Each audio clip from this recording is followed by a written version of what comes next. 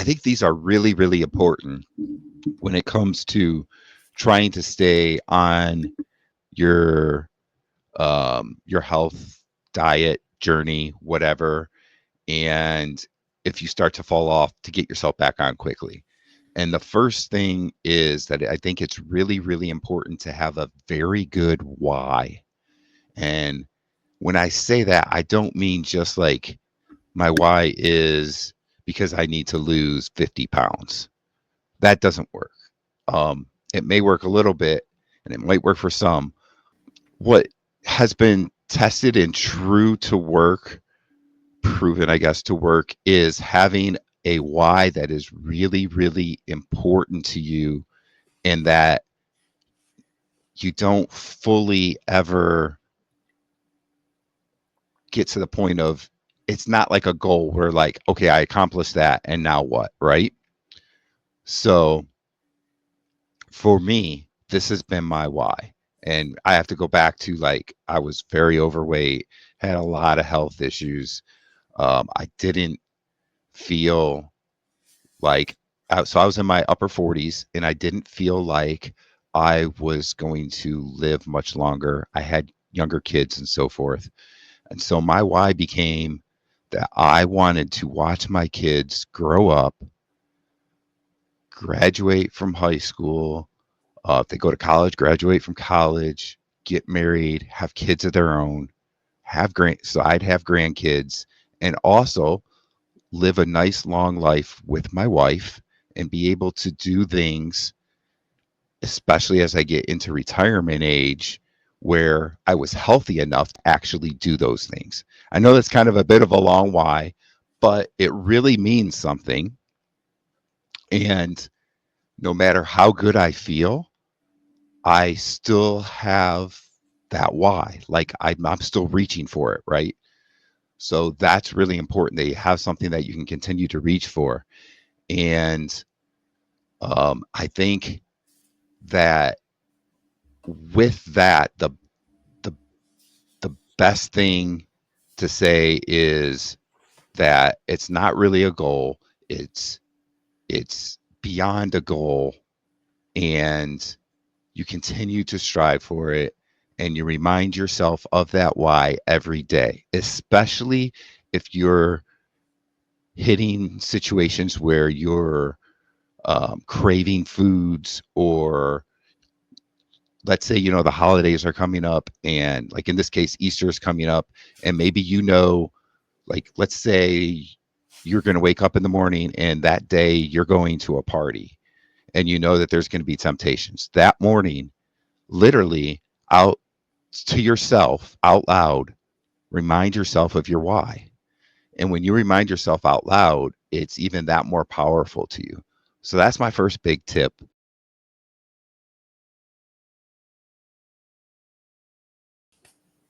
I think this is really, really important, and I will give you an example in my life where it helped me. And this is having an accountability partner. So, yeah, so let me tell you my example here for accountability. Um, so, I met someone through a program I was trying to do back in 2007. And I'm not going to say the name of the program because I don't want to throw anybody under the bus, any of that kind of stuff. But I got to know somebody online during that time period when I was trying to lose weight, and I actually did lose quite a bit of weight. And they never did with this particular diet we were trying to do. I lost quite a bit of weight, but it was not sustainable for me, and I gained all the weight back plus a little bit more, really pretty quickly. But I got to know that person, and we became friends on Facebook and so forth.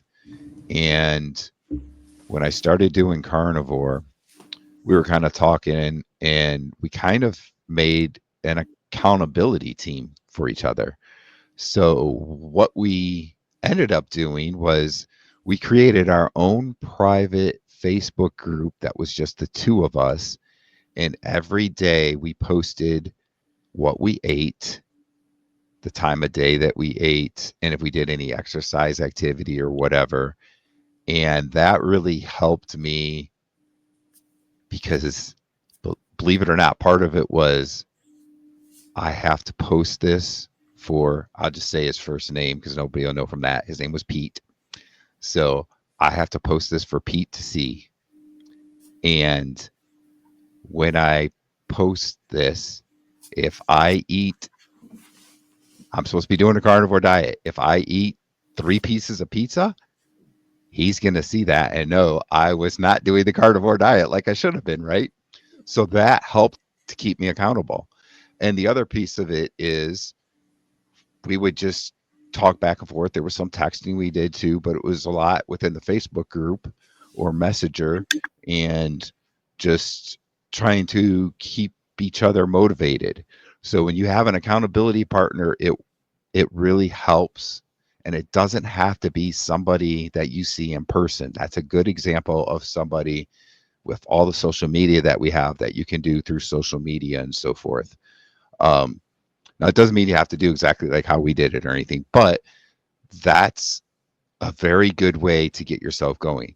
Now, I will say I did that over the first, I don't remember exactly, but it was probably good 3, 4 months on the carnivore diet where we posted every day.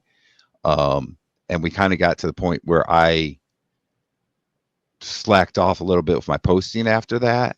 And we just do more of like check ins because I felt like I was kind of past that point that I needed to do it every day. So it can change, you can change it as you go.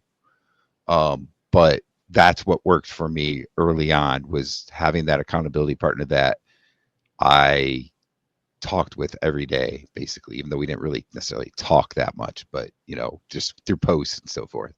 And I think that's um, very powerful. And, I don't coach anybody on nutrition and health, but if I did and I had somebody that was struggling, that would be one of the first things. Of course, I already talked about the why. That would be number one. And number two would be, do you have an accountability partner? And if not, let's find you one.